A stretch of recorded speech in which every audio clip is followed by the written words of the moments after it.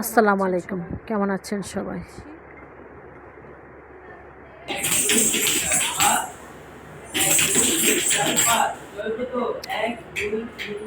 আশা করছি সবাই বেশ ভালো আছেন। আমরা আলহামদুলিল্লাহ বেশ ভালো আছি।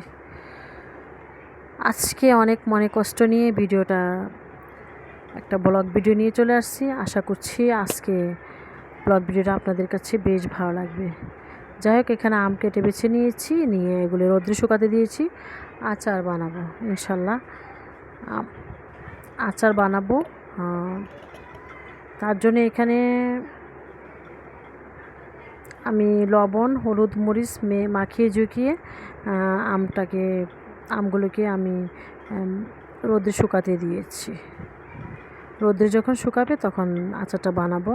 আর এখানে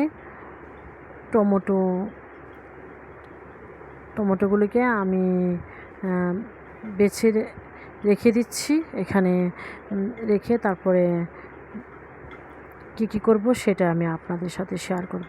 এখানে কাঁচা পাকা অনেকগুলো টমেটো ছিল, আমি যেগুলো একটু বেশি পাকা সেগুলোকে আলাদা করছি।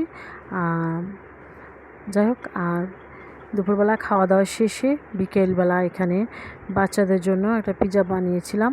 পিৎজাটাকে আমি এখন রেডি করে বাচ্চাদেরকে খেতে দিব ইনশাল্লাহ।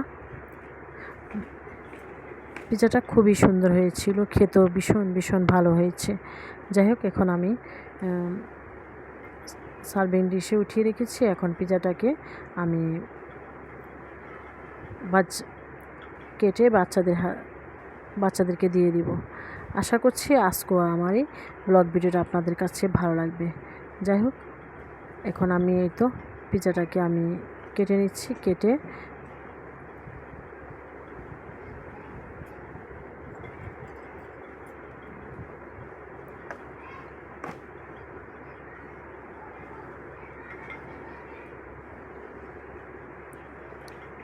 সবাই ভালো থাকুন, সুস্থ থাকুন। আল্লাহ হাফিজ, আসসালামু আলাইকুম।